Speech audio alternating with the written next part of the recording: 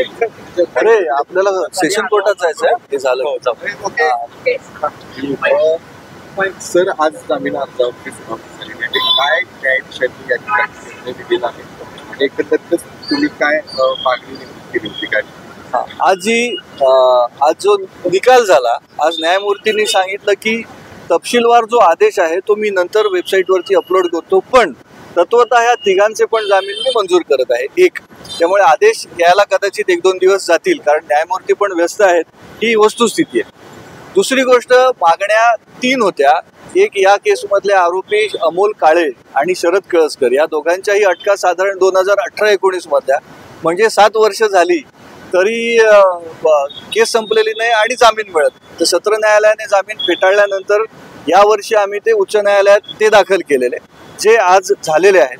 आणि दुसरं, डॉक्टर वीरेंद्र सिंह तावडे, म्हणजे जे ENT गोल्ड मेडलिस्ट सर्जन, जे ह्या केसमध्ये 2016 मध्ये अटक झालेले, 2018 मध्ये सत्र न्यायालयाने त्यांचा जामीन मंजूर केला.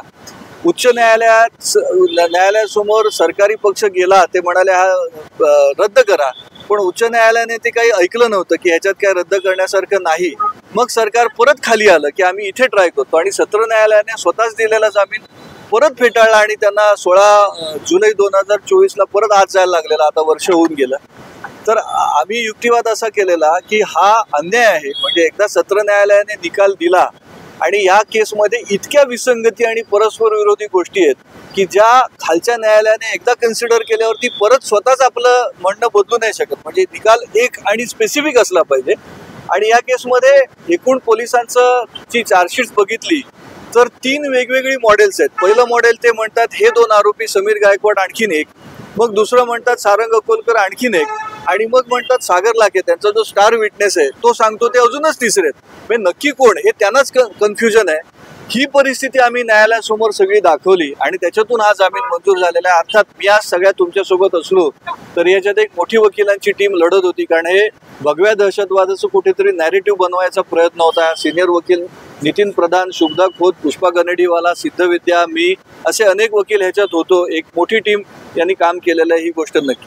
या सगळेच हे 3 जर बाहेर पडले तर 2 त्यांच्या म्हणण्यानुसार ॲब्स्कॉन्डिंग आहेत, तर बाकीचे सगळे आरोपी आता बाहेर आले असं म्हणता येईल. आता प्रकरण असं आहे की 5 वर्ष सरकार, म्हणजे देशाच्या इतिहासातली कदाचित ही पहिली अशी केस आहे की आरोपपत्र सरकार दाखल करतं आणि मग सरकार हायकोर्टात जातं की केस चालवू नये. केस लवकर चालावी हे सरकारचं कर्तव्य आहे, पण सरकार 5 वर्ष तसं बसून राहिलं त्या केसवर. 2016 ते साधारण 2021 सरकारने खटला चालवू दिला नाही.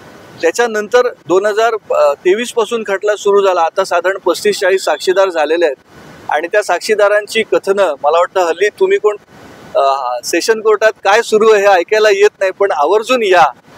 मागे एक साक्षीदार आला जो कम्युनिस्ट पक्षाचा अध्यक्ष होता, जिल्हाध्यक्ष, पण तो कुठला काळ अध्यक्ष होता हे त्याला माहीत नाही. कार्ल मार्क्स कोण याच्याबद्दल त्याला काही सांगता आलेलं नाही. अशा बऱ्याच गोष्टी आज कोर्टात सुरू आहेत. अर्थात आम्ही बचाव पक्षाचे वकील असल्यामुळे रोज हे सांगू नाही शकत की काय सुरू आहे, पण तुम्ही जर येऊन बघितलं तर ह्याचं काय सुरू आहे कोर्टात हेही कळेल. म्हणजे 10 वर्षापूर्वी ज्या जोराने त्या बातम्या लागत होत्या की हेच ते खरे खुनी, हेच ते खरे खुनी, आज काय सुरू आहे हेही लोकांना कळावं, एवढंच मी सांगतो. अगदी आता संपूर्ण पोलिसांची तपासात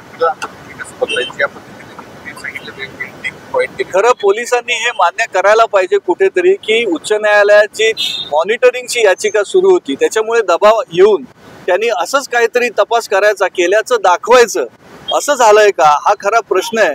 कारण तुम्ही एकदा ते काय वेब सिरीज किंवा पिक्चर असतात, पार्ट 1, पार्ट 2, पार्ट 3 येतो, तपासाचे असे एडिशन्स नाही येऊ शकत जे हिरवी केसेसमध्ये नाही झालेलं इथे झालंय. त्यामुळे कुठेतरी फक्त मीडिया ट्रायल होते, फक्त कुठेतरी आंदोलनं होतात आणि मग कोणालाही पकडा, हिंदुत्ववादी विचारांचा कोणाला तरी पकडा, पण पकडा, असं प्रेशर निर्माण होऊन हे होतंय का हा मला प्रश्न. कोर्टाने काही टिप्पणी याच्यावर, त्या टिप्पणीवरती आता आदेश आल्यावरच कळेल.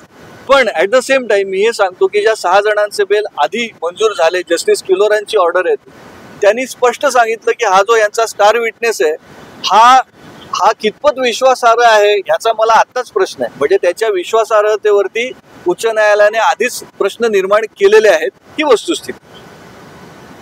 ठीक आहे.